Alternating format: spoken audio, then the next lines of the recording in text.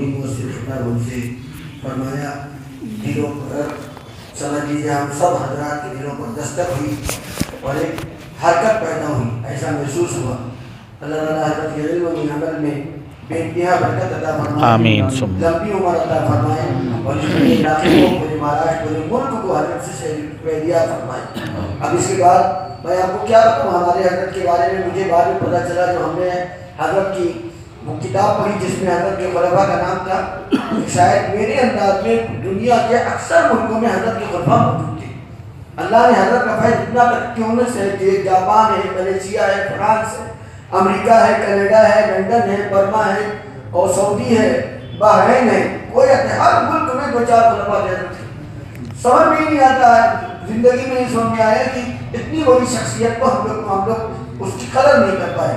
अल्लाह ताला हम सबको माफ़ फरमाए। मैं आपको बता नहीं सकता कि अल्लाह का फज़ल है कि अल्हम्दुलिल्लाह हज़रत की सोहबत से मुझे कितना फ़ायदा हुआ, मैं आपको नहीं बता सकता। मेरे पास अल्फाज़ नहीं, मेरे पास बताने के। अल्लाह ने हज़रत की सोहबत से बहुत कुछ अपने बदौलत से अल्लाह ने मालामाल किया, नवाज़ा, मैं आपको बता नहीं सकता। अल्लाह ताला हज़रत के फैज़ को हज़रत के तमाम खुलफा के नतीजे से पूरे आलम में खूब आपको फरमाए। आज हमारी ये खुशनसीबी है कि हज़रत के बड़े फर्जंद शेख तरीक़त, पीर तरीक़त हज़रत हमारे हज़रत के महबूब रफ्त दीगर हज़रत मौलाना मुफ्ती हबीब साहब दामत बरकातुहुल आलिया तशरीफ़ लाए हैं और हज़रत का अहम और आखिरी खिताब होगा। आप तमाम अगर सुकून और वक़ार के साथ तशरीफ़ रखें, उसके बाद इंशाअल्लाह दुआ होगी। बिस्मिल्लाहिर्रहमानिर्रहीम। बिस्मिल्लाह।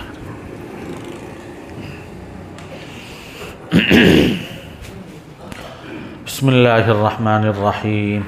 अल्हम्दुलिल्लाह नहमदुहु व नस्तईनुहु व नस्तगफिरुहु व नु'मिनु बिही व नतवक्कलु अलैहि व नऊज़ु बिल्लाहि मिन शुरूरि अनफुसिना व मिन सय्यिआति अअमालिना व नऊज़ु बिल्लाहि मिन शुरूरि अनफुसिना व मिन सय्यिआति अअमालिना मन यहदिहिल्लाहु फला मुज़िल्ल लहु व मन युज़लिलहु फला हादिय लहु व नशहदु अन ला इलाहा इल्लल्लाहु वहदहु ला शरीका लहु व नशहदु अन्न सय्यिदना व मौलाना मुहम्मदन अब्दुहु व रसूलुहु अम्मा बअदु फ़अऊज़ु बिल्लाहि मिनश शैतानिर रजीम। बिस्मिल्लाहिर रहमानिर रहीम। सुब्हानका ला इल्म लना इल्ला मा अल्लमतना इन्नका अंतल अलीमुल हकीम। व क़ाल तआला ज़क्किर फ़इन्नज़्ज़िक्रा तनफ़उल मुमिनीन। व क़ाल तआला यौम ला यनफ़उ मालुन वला बनून इल्ला मन अतल्लाह बिक़ल्बिन सलीम। व क़ाल तआला क़द अफ़लह मन ज़क्काहा व क़द ख़ाब मन दस्साहा। सदक़ल्लाहुल अज़ीम। वक़ाल रसूलुल्लाहि सल्लल्लाहु अलैहि वसल्लम अला इन्न फिल जसदि मुज़ग़ह इज़ा सलुहत सलुहल जसदु कुल्लुहु व इज़ा फसदत फसदल जसदु कुल्लुहु अला वहियल क़ल्ब औ कमा क़ाल अलैहि सलातु वस्सलाम। बुज़ुर्गों और दोस्तों, मुअज़्ज़ज़ उलमाए किराम, अल्हम्दुलिल्लाह हज़रत मुफ्ती साहब ने बड़ा तफसीली ख़िताब आप हज़रात के सामने किया मजलिस की मौका मुनासबत से। अब इतनी तफसीली ख़िताब के बाद कुछ कहने सुनने की ज़रूरत नहीं है, लेकिन चंद बातें अर्ज़ कर दी जाती हैं। दोस्तों बुज़ुर्गों, हमने इस्लाह बातिन के सिलसिले में बात सुनी। हमें अपने बातिन की इस्लाह करना चाहिए। क्यों इस्लाह करना चाहिए दोस्तों बुज़ुर्गों? किसी चीज़ के अंदर बिगाड़ होता है, फसाद होता है तो उसको दुरुस्त किया जाता है।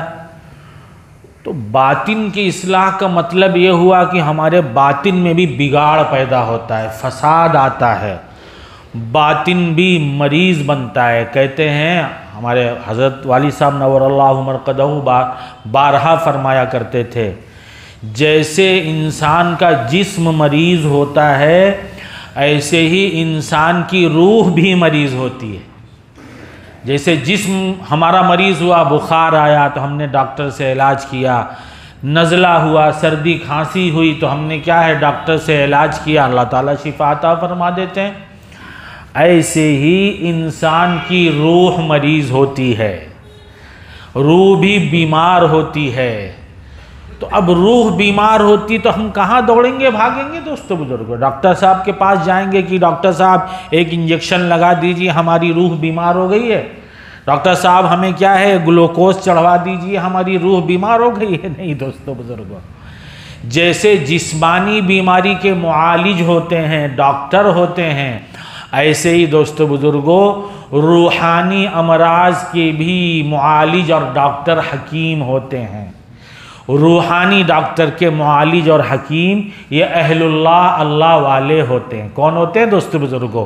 अल्लाह वाले होते हैं। अब इंसान को रूहानी मरज़ हो गया कि अब रूहानी मरज़ क्या होता है, हमें समझ है रूहानी मरज़ होता क्या है।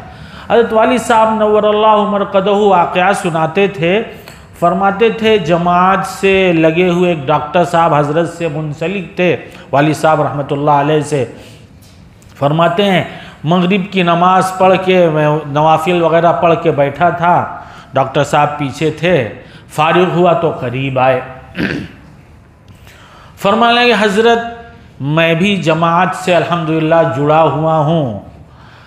अब उसके बाद नए नए बच्चे भी जुड़ते, अल्लाह का फ़ज़ल है अल्हम्दुलिल्लाह, अल्लाह ने इसको आम फरमाया, नए नए बच्चे भी जुड़ते चले गए और उन लोगों ने माशाअल्लाह खूब मेहनत किया, खूब लगन से काम किया। तो अब क्या होता है, हाँ वो नए नए बच्चों को आगे किया जाता है, मशवरे में उनको आगे किया जाता है, और कोई काम हो उनको आगे किया जाता है। तो अब हमारे दिल में उनके ख़िलाफ़ थोड़ा जलन पैदा होती, क्या कहने लगे कि क्यों इनको आ गया, कोई तरक्की देखकर वो आगे बढ़ रहे हैं, हमारे दिल में क्या होती, जलन पैदा होती है। हज़रत ने फरमाया डॉक्टर साहब इसका नाम हसद है। क्या है? हसद है। अब ये इसका इलाज आपकी डॉक्टरी में नहीं है, आप कोई कैप्सूल खा लीजिए, कोई टेबलेट खा लीजिए, उससे इसका इलाज नहीं होगा। फरमाने कहने लगे, डॉक्टर साहब ने कहा हज़रत मैंने इसीलिए तो आपके पास आया हूँ, हम भी माशाल्लाह माहौल मुआशरे में रहते हैं ना, ये चीज़ जो जलन हमारे दिल में पैदा हो रही है, यही रूह का मर्ज़ है। ये क्या है दोस्तों बुजुर्गों? अभी तक माशाअल्लाह हमने बातें सुनी, लेकिन रूह का मरज़ क्या है ये हमें समझ में नहीं आया होगा कि रूह का मरज़ है क्या। हम रहते हैं, देखा हमारा पड़ोसी हमसे बाद में उसने दुकान खोला है और क्या है, हमसे आगे निकल गया। क्या निकल गया? हमसे आगे निकल गया। अब दिल में उसके ख़िलाफ़ अजीब अजीब ख़यालात आते हैं, दिल चाहता है कि उसकी तरक्की रुक जाए, वो आगे ना बढ़ने पाए, उसको नुकसान हो जाए। अब पता नहीं क्या क्या ख्यालात आते कि नहीं दोस्तों बुजुर्गों। तो इसी का नाम है हसद, किसी के लिए जलना। और हसद ये नेकियों को ऐसे खा जाता है जैसे क्या नाम है, आग लकड़ी को जला देती है, आग लकड़ी को खा जाती है। और एक बात याद रखिए, हसद जब इंसान करता है, ये जो रूहानी मर्ज़ है हसद, तो खुद का उसका अपना ज़ाती नुकसान होता है। क्योंकि अब फिर वो दुनिया के काम काज से निकम्मा हो जाए, हर वक्त उसी के ख़िलाफ़ प्लानिंग करता है, मंसूबे बनाता है, किसी काम में दिल नहीं लग रहा, तो हसद से हासिद का अपना नुकसान होता है। इसीलिए कोई अल्लाह वाले फरमाते थे, हसद से, हसद की आग पहले हासिद को जलाती है। भाई जहाँ आग होगी वही तो जलेगा, दूसरा जले या ना जले। क्या फरमाते थे? हसद की आग पहले खुद हासिद को जलाती है, वो दूसरा जले या ना जले। और हसद, गालिबन हज़रत इमाम गज़ाली रहमतुल्लाह अलैह ने फरमाया, हसद करना यानी किसी की तरक्की को देखकर कुढ़ना और जलना, किसी की तरक्की को देखकर किसी भी तरह का। और एक बात याद रखिए, हसद हमेशा हम पेशा से होता है, यानी अपने जैसे लोगों से होता है। अब हम और आप बैठे, हमें मोदी साहब से तो हसद होगा नहीं, हमें और किसी दुनियादार से हसद नहीं होगा। हम जिस लाइन के हैं, कपड़े वाला है तो दूसरे कपड़े वाले से हसद होगा, और कोई भी किसी भी किस्म का कोई इंसान है, उस लाइन वाले से अगर वो लाइन वाला आगे बढ़ रहा है तो दिल में हसद होता है। इसे कहते हैं रूहानी मर्ज। तो हज़रत इमाम गज़ाली रहमतुल्लाह अलैह फरमाया करते थे, हसद करना ये तौहीद के किले पर गोलाबारी करना है। क्या मतलब हुआ दोस्तों बुजुर्गों? हसद क्यों? मतलब हमारे दिल में ये ख्याल आया अल्लाह ने उसे क्यों दे दिया, यही मतलब हुआ ना, तब तो हम जल रहे हैं। अगर ये होता कि नहीं नहीं नहीं अल्लाह का फजल एहसान है, अल्लाह की जो है तकसीम उसके लिए, ये हमारे लिए, तो हम तो खुश हैं, तो कोई दिल में जलन तो होगी नहीं। जब हम अल्लाह के फैसले पर राजी रहेंगे दोस्तों बुजुर्गों, तो दिल में तो कोई जलन नहीं आएगी ना। तो मतलब वो क्यों आगे बढ़ रहा है, वो क्यों तरक्की कर रहा है, ऐसा हो खुद बसा औकात इंसान उसकी आग में आग लग जाए, ज़्यादा इंसान वो जो उसको पेशा उसका पारा हाई हो जाता है तो क्या सोचेगा, काश उसकी दुकान में आग लग जाती, काश उसका ये हो जाता। यानी मतलब ये हुआ कि अल्लाह रब्बुल इज़्ज़त का फैसला जो उसके बारे में हम उस पर राज़ी नहीं हैं। तो यही फरमाया कि हसद करना तौहीद के किले पर गोलाबारी है। तो इसलिए दोस्तों बुजुर्गों ये रूहानी मर्ज होता। अब हमें क्या करना चाहिए? हम अपने आस पास पड़ोस इलाके में कोई अल्लाह वाला है, कोई ऐसा साहब निस्बत है या कोई ऐसा बंदा है जिसने अहलुल्लाह की सोहबत में अपने आप को रख कर अपनी तरबियत करा ली है, अपनी क्या इस्लाह करा ली है, अल्लाह वाले ने उस पर एतमाद करके उनको क्या है अपना खलीफा बना दिया, या और उनको ये ज़िम्मेदारी सौंप दी है कि अल्लाह की मखलूक अगर आपके पास आए अपना रूहानी मर्ज़ लेकर तो आप क्या करिए, उनका इलाज मुआलजा करिए अल्लाह वास्ते, अल्लाह की ज़ात पर भरोसा करके। तो दोस्तों बुज़ुर्गों अल्हम्दुलिल्लाह सुम्मा अल्हम्दुलिल्लाह हज़रत मुफ्ती इमरान साहब को अल्लाह रब्बुल इज़्ज़त ने आप यहाँ कुरुंदवाड़ पहली सफ़र में, बुरा ना मानिएगा आप लोग, पहली सफ़र में चूँकि पहली बार मैं आया था रमज़ान के बाद, तो आपके गांव का नाम ही मुझे याद नहीं हो रहा था, बड़ी मुश्किल से तो अल्हम्दुलिल्लाह अब याद हो गया। तो कुरुंदवाड़ वालों के लिए नियामत हैं, क्या हैं? नियामत हैं। आपकी बच्चियों की दीन ईमान की हिफाजत सलामती की फ़िक्र कर रहे हैं कि कौम की बच्चियों का दीन ईमान कैसे महफूज रहे, कौम की बच्चियां गैरों के साथ जाने से कैसे बच जाएं।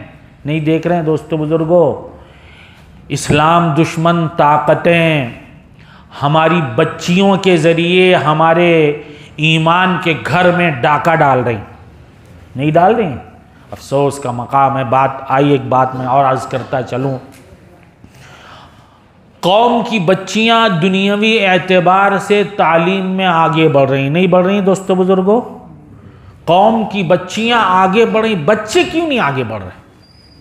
कौम जब कभी हर साल 10वीं 12वीं का रिज़ल्ट निकलता है और अखबारात में रिज़ल्ट शाये होता है, तो क्या शाये होता है हर साल दोस्तों बुजुर्गों? अब की बार भी लड़कियों ने बाजी मार ली, यानी लड़कियां आगे बढ़ गईं। हर साल शायद बायद कभी किसी साल ये आया हो कि नहीं इस साल लड़कों ने बाजी मारी, नहीं नहीं, हर साल लड़कियों ने। अब लड़कियों के अंदर दुनियावी तालीम का भी ज़ौक़ शौक़ है तो वो बेचारी आगे बढ़ती हैं, और हमारे लड़कों में पता नहीं अल्लाह रब्बुल इज़्ज़त उम्मत के लड़कों में वो ज़ौक़ शौक़ क्यों ख़त्म हो गया, या हमने अपने लड़कों की उस तरह की निगरानी नहीं की, उनकी तरबियत उस तरह नहीं की, उनके अंदर ज़ौक़ शौक़ नहीं दिलाया। तो क्या हुआ, 10वीं तक तो भीड़ है हमारे बच्चों की, नहीं है दोस्तों बुजुर्गों, भीड़ लगी हुई है, और उसके बाद जब 12वीं का नंबर आया तो उसमें थोड़ा कम हो गए। उसके बाद और आगे की तालीम में मुस्लिम कौम के बच्चे बहुत पीछे। दोस्तों बुजुर्गों मैं अर्ज़ किया करता हूँ कि हमारी कौम को पुलिस मैन की ज़रूरत नहीं है, यानी पुलिस जो ऑफिसर की बात नहीं कर रहा हूँ, पुलिस रैंक की पुलिस की ज़रूरत नहीं है। हमारे कौम को वो जो पुलिस के अलग अलग ओहदे होते हैं वो सब PCI क्या बोला जाता है, FBI और पता नहीं क्या क्या उनके वो जो है 3 स्टार तक बीच में भी ओहदे अलग अलग हैं। उसके बाद आदमी SP DSP कलेक्ट और पता नहीं क्या क्या बनता है। क्या हमारी कौम को ये सब की ज़रूरत नहीं दोस्तों बुजुर्गों? ठीक है ये बच्चा IAS नहीं बन पा रहा है तो जो कौम के बच्चे पुलिस में नहीं भर्ती हो सकते? मैंने एक बात अभी कुछ ये गालिबन ईद के बाद ही का मौका रहा होगा, आपने देखा होगा कि ये उत्तराखंड साइड में हमारे कौम पर पुलिस वालों ने ठंडी की रात में निकाल कर कौम के ऊपर लाठी चार्ज की थी।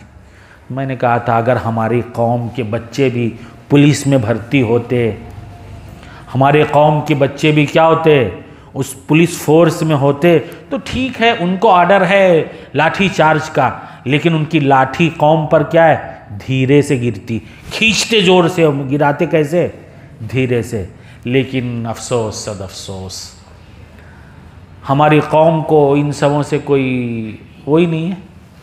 हमारी कौम के बच्चों को इन चीज़ों से ज़रा भी लगाव नहीं है।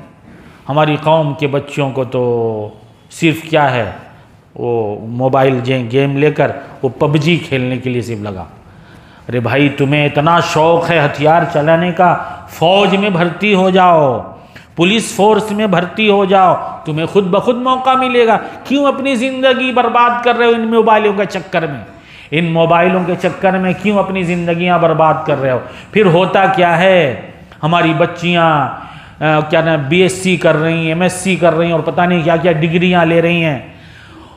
जहां डिग्रियां लेने जाती हैं हमारी कौम की बच्चियां, उन कॉलेजेस में मुसलमान बच्चे ना के बराबर, आटे में नमक के बराबर होते। उन कॉलेजेस में क्या होता है दोस्तों बुजुर्गों, कौम के बच्चे आटे में नमक के बराबर होते हैं। अब एक बात बताइए, बकरी भेड़ियों के बीच में रहेगी तो कब तक खैर बनाएगी?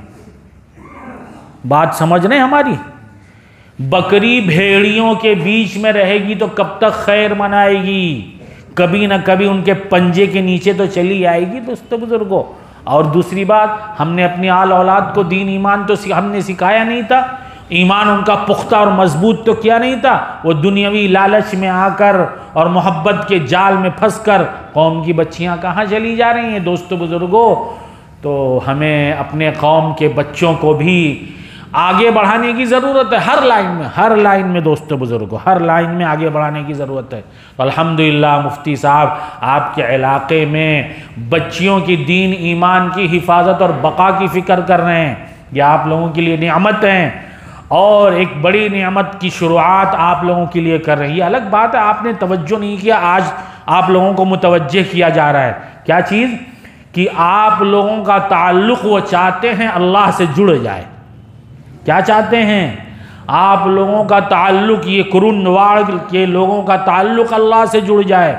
हर एक कुरुंदवाड़ी जो है वो अल्लाह का बंदा, मखसूस बंदा बनकर ज़िंदगी गुजारे, अल्लाह वाला बंदा बनकर ज़िंदगी गुजारे। इसीलिए तो दोस्तों बुजुर्गों ज़िक्र की मजालिस की शुरुआत करने जाना। यहाँ ज़िक्र की मजलिस, ज़िक्र करेंगे, अल्लाह का नाम जब लेंगे, बार बार दिल पर अल्लाह की ज़रब लगाएंगे तो ये दिल का कनेक्शन अल्लाह रब्बुल इज़्ज़त से जुड़ जाएगा। दिल का कनेक्शन क्या होगा दोस्तों बुजुर्गों? अल्लाह रब्बुल इज़्ज़त से जुड़ जाएगा। तो जब दिल का कनेक्शन एक बार अल्लाह रब्बुल इज़्ज़त से जुड़ गया तो फिर बंदा अल्लाह का नेक मकबूल बंदा बन जाएगा। तो ये आप लोगों पर एक मज़ीद एहसान करने जा रहे हैं। इस एहसान की कदर करिए और इस मजलिस से जुड़ने वाले बनिए। खुद जुड़िए, अपने आल औलाद को, नई नस्ल को जोड़िए, क्योंकि नई नस्ल आज ईमान से दूर हो रही है, अल्लाह से दूर हो रही है, मुल्हिद बन रही है, मुल्हिद बन रही है दोस्तों बुजुर्गों। इसलिए खुद जुड़िए, अपनी नई नस्ल को भी जोड़ने की फ़िक्र करिए। पहले ही से हफ्ता वक्त तारीख आने वाली हो, पहले ही से फ़िक्रमंद हो जाइए अपनी आल। और हाँ चलिए देखिए फ़लानी मस्जिद में मजलिस ज़िक्र का इनेकाद हो रहा है, आप लोगों को वक्त पर पहुंचना है, फ़िक्र करने वाले बनिए दोस्तों बुजुर्गों। बीच में बात आई, मैंने अर्ज़ कर दिया, मैं अर्ज़ कर रहा था तो जैसे इंसान का जिस्म मरीज़ होता है ऐसे रूह भी मरीज़ होती है। और रूह मरीज़, और एक बात याद रखिए, बात जिस्म का के मर्ज की इंतहा जानते हैं क्या है? इंसान का जिस्म बड़ा से बड़ा मर्ज, अल्लाह सबकी हिफाजत फरमाए, अल्लाह किसी को मर्ज ना दे, लेकिन बड़ा से बड़ा मर्ज किसी को लाहिक हो जाए तो उसकी इंतहा क्या है जानते हैं? मौत। क्या इंतहा है? मौत है। और एक बात याद रखिए, ये जिस्मानी मर्ज एक ईमान वाले को मिलते हैं, वो मर्ज ईमान वाले के लिए क्या है? एक नियामत है। किस तरह कि जिस्मानी मर्ज से गुनाह माफ होते हैं ईमान वाले के। क्या होते हैं दोस्तों बुजुर्गों? जी बुखार आया तो हमारा गुनाह माफ, बुखार पूरे जिस्म पर छाया रहता है, हर जगह से गुनाह माफ, हाथ से गुनाह माफ, पैर से गुनाह माफ, आँख से, कान से, हर जगह से गुनाह माफ हो जाते हैं। तो ये जिस्मानी मर्ज तो ईमान वाले के लिए नेमत है, और इस मर्ज की इंतहा बहुत से बहुत क्या? मौत है। बस मर जाएगा, ये सब चीज़ें ख़त्म। लेकिन रूहानी मर्ज की इंतहा जानते हैं क्या है दोस्तों बुजुर्गों? रूहानी मर्ज की इंतहा जहन्नम है। क्या है दोस्तों बुजुर्गों? अगर हमने इस दुनिया में अपने रूहानी मर्ज का इलाज नहीं कराया, यहाँ से साफ सुथरे होकर नहीं गए, तो क़यामत में फिर उसे साफ सुथरा करने की भट्ठी में डाला जाएगा। जैसे दुनिया में गाड़ी को डेंट लग गया तो डेंटर के पास ले जाया था, उसको ठोक बजाकर वो डेंटर क्या करता है? सही करता है। फिर पेंटर के हवाले दिया जाता है, उस पर पॉलिश वालिश लगाकर, पेंट लगाकर उसे दुरुस्त कर देता है। ऐसे ही अगर हम इस दुनिया से रूहानी डेंटिंग लेकर गए होंगे तो वहाँ का जो डेंटिंग सेंटर है वो बड़ा ख़तरनाक है। वहाँ का जो डेंटिंग सेंटर है जहाँ हमारी रूहानी डेंटिंग पेंटिंग की जाएगी, वो बड़ी ख़तरनाक जगह है। क्यों दोस्तों बुजुर्गों? इसलिए कि जन्नत पाक जगह है, वहाँ पाक लोगों को दाखिला मिलेगा, नापाक लोगों को नहीं मिलेगा। नापाक लोगों को नहीं मिलेगा। अल्लाह फरमाते हैं यौम ला यनफ़उ मालुन वला बनून इल्ला मन अतल्लाह बिक़ल्बिन सलीम। क़यामत में ये माल और दौलत तुम्हारे काम आने वाले नहीं। ये माल और दौलत जो तुमने इकट्ठा कर रखा है ये सब काम नहीं आएगा। वहाँ क्या काम आएगा? मन अतल्लाह बिक़ल्बिन सलीम। कल्ब सलीम जो अल्लाह के पास ले आया होगा वो काम देगा, कल्ब मरीज काम नहीं देगा। हमारे दिल में हसद हुआ होगा, कीना कपट हुआ होगा, लालच हुई होगी, तकब्बुर, अपनी बड़ाई, मैं अभी जैसे मौलाना ने मैं का तस्करा किया ना, मैं होगा कि मैं ही ये, मैं ही वो, मैं। अल्लाह को तकब्बुर सबसे नापसंद चीज़। मैं अल्लाह को बिल्कुल नापसंद है, अल्लाह बहुत सख्त नाराज़ होते हैं। तो ये दोस्तों बुजुर्गों, इन सब चीज़ों का इलाज करके अगर हम दुनिया से नहीं गए तो रूहानी मर्ज की इंतहा क्या है दोस्तों बुजुर्गों? जहन्नम है। जहन्नम बर्दाश्त कर सकते हम और आप? दुनिया की एक आग मामूली सी, वो मोमबत्ती, अगरबत्ती या मोमबत्ती, 1-2 रुपये वाली मोमबत्ती लाई जाए, मिलती है कि नहीं पता नहीं, अब 1-2 5 रुपये की चलिए, महंगाई का दौर है, 5 रुपये वाली अगर मोमबत्ती लाई जाए, उसको क्या नाम है, जला दिया जाए, उस आग की क्या हैसियत है? फू से फूकेंगे बुझ जाएगी, और आप अपनी उंगली से जल्दी से ऐसे करेंगे तो वो बुझ जाएगी, वो भी तभी भी बुझ जाएगी। लेकिन उसको जला के आपसे कहा जाए कि आप जो है 5 मिनट तक उसकी आग पे ऐसे हाथ रखिए, तो रख पाएंगे दोस्तों बुजुर्गों? एक मामूली सी आग जो हमारी फूंक से बुझ जाए, हमारी चुटकी में आकर वो क्या आग बंद हो जाए, लेकिन वो मुसलसल जलती रहे, तो हम 5 मिनट अपना हाथ वहाँ नहीं रख सकते। एक हकीर सी आग हम बर्दाश्त नहीं कर सकते दोस्तों बुजुर्गों। जहन्नम की आग का मुकाबला हम कर सकते? दुनिया की तमाम आगों को मिला लिया जाए, जितनी भी आग, जिस चीज जराए से आग बनती हैं, गैस, पेट्रोल और जो भी चीजें हैं दोस्तों बुजुर्गों, उन तमाम चीजों को इकट्ठा जला दिया जाए, वो दुनिया की वो तमाम आग जहन्नम की आग के एक जर्रे का मुकाबला नहीं कर सकती। तो हम बर्दाश्त कर सकते हैं दोस्तों बुजुर्गों? तो इसीलिए इस दुनिया में हम क्या हैं, अपने आप को साफ सुथरा करके ले जाएं। अल्लाह फरमाते हैं, कसम कई बार खाया अल्लाह रब्बुल इज़्ज़त ने, 8-10 कसम खाई हैं। उसके बाद अल्लाह फरमाते हैं, क़द अफ़लह मन ज़क्काहा, कामयाब कौन हुआ?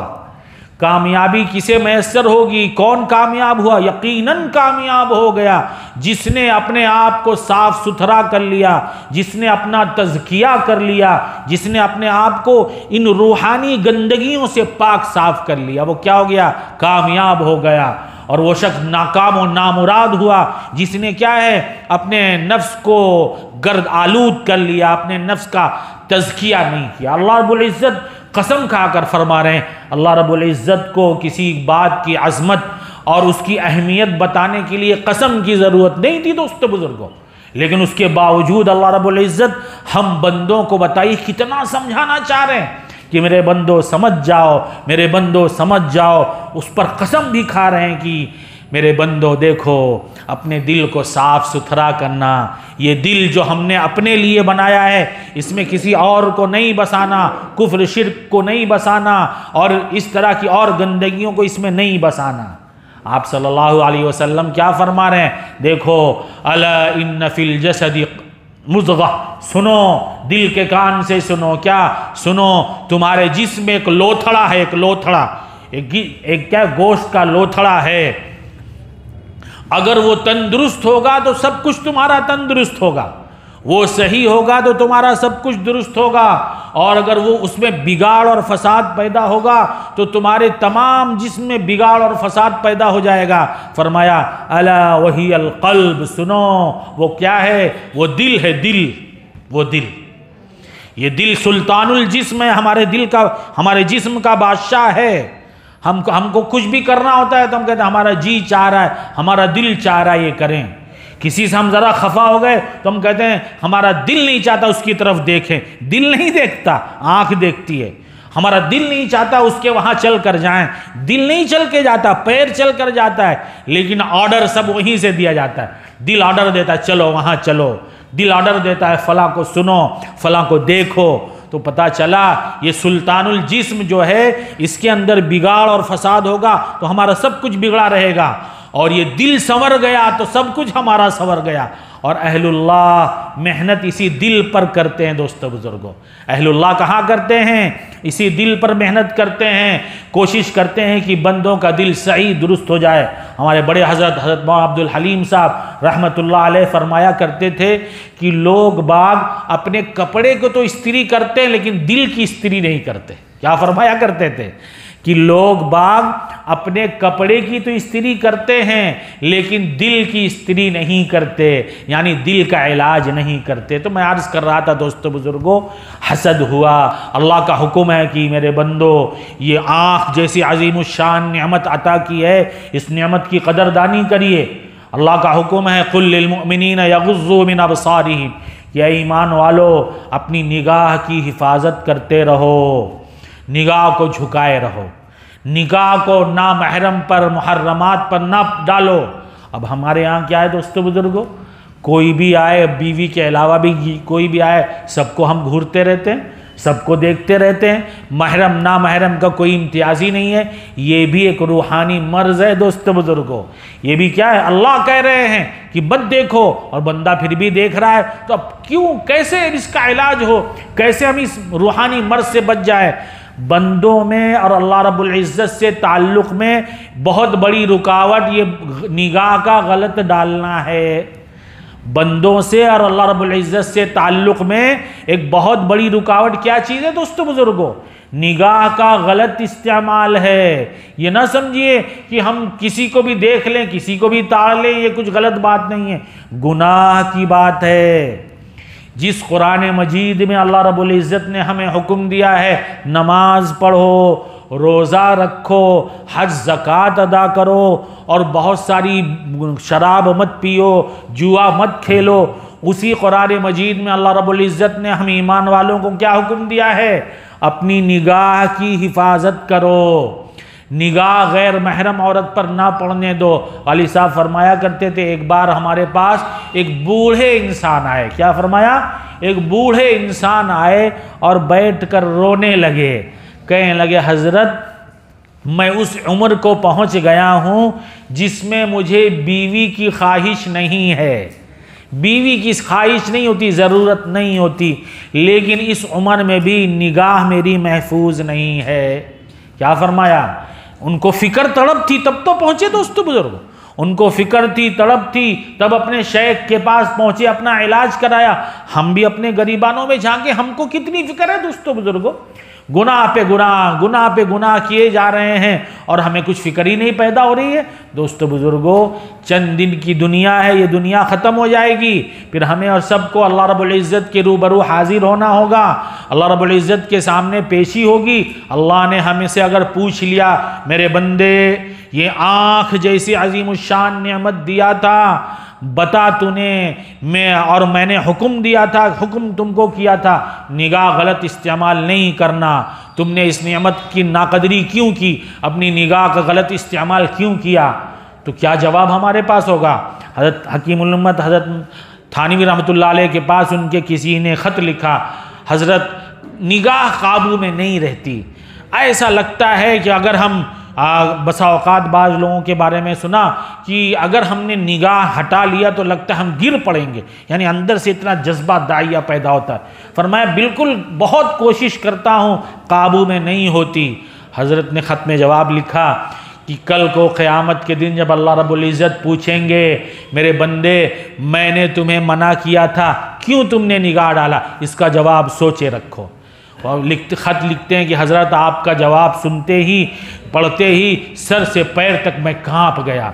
हम और आप भी सोचें दोस्तों बुज़ुर्गों, तो जैसे इंसान का जिस्म मरीज़ होता है तो इंसान दुनियावी डॉक्टर और मुआलिजीन से अपना इलाज कराता है, ऐसे ही दोस्तों बुज़ुर्गों हमारी रूह मरीज़ होती है।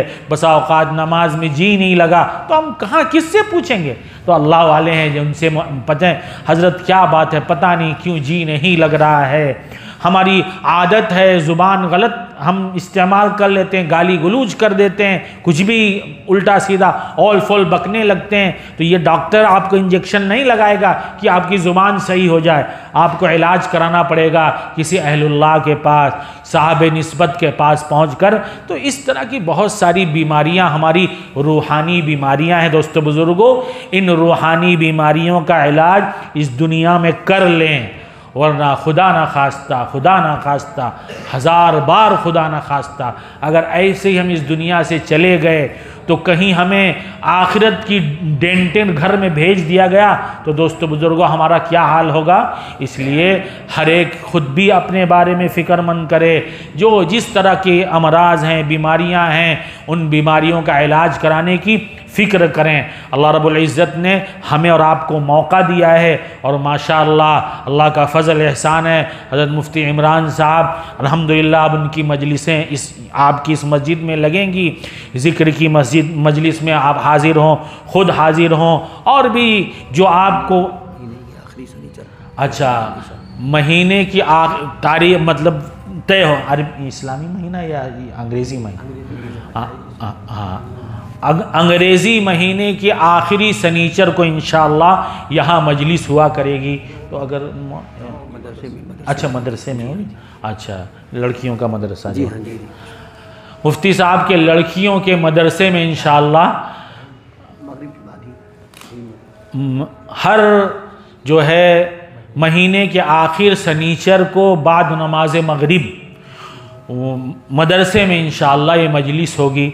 आप ख़ुद भी शरीक हों, अपने दोस्त अहबाब को भी शरीक करें और अपनी नई नस्ल को खुदारा अपनी नई नस्ल के दीन ईमान के बचाने की फ़िक्र करें, उनको भी शरीक करें ताकि बचपन ही से उनकी अच्छी तरबियत हो, बचपन ही से अल्लाह रब्बुल इज़्ज़त से उनका ताल्लुक़ मज़बूत हो, ताकि आगे वाली ज़िंदगी में फिर कोई उनको दीन ईमान से बहलाकर फुसलाकर हटाने वाला ना बने। अल्लाह रब्बुल इज़्ज़त जो सब बातें कही गई हैं, अल्लाह रब्बुल इज़्ज़त हम सबों को अमल की तौफ़ीक़ अता फ़रमाए और आपकी इस बस्ती के लिए खूब खैर का बाइस बनाए और खूब नफ़ा का ज़रिया बनाए, आप लोगों को खूब नफ़ा उठाने की तौफ़ीक़ अता फ़रमाए। वाखिरु दावाना अल्हम्दुलिल्लाहि रब्बिल आलमीन वस्सलातु वस्सलामु अला सय्यिदिल अंबिया वल मुरसलीन व अला आलिहि त्तय्यिबीन अत्ताहिरीन। अल्लाहुम्मा सल्लि व सल्लिम अला सय्यिदिना मौलाना मुहम्मदिन व अला आलि सय्यिदिना मौलाना मुहम्मदिन व बारिक व सल्लिम। रब्बना आतिना फ़िद दुनिया हसनह व फ़िल आखिरति हसनह वक़िना अज़ाबन्नार वक़िना अज़ाबन्नार। रब्बना ला तुज़िग़ क़ुलूबना बअद इज़ हदैतना व हब लना मिन लदुनका रहमह इन्नका अंतल वह्हाब।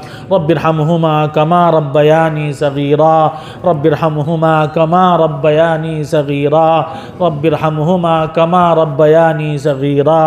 रब्बना हब लना मिन अज़वाजिना व ज़ुर्रिय्यातिना क़ुर्रता अयुन वजअलना लिलमुत्तक़ीन इमामा वजअलना लिलमुत्तक़ीन इमामा।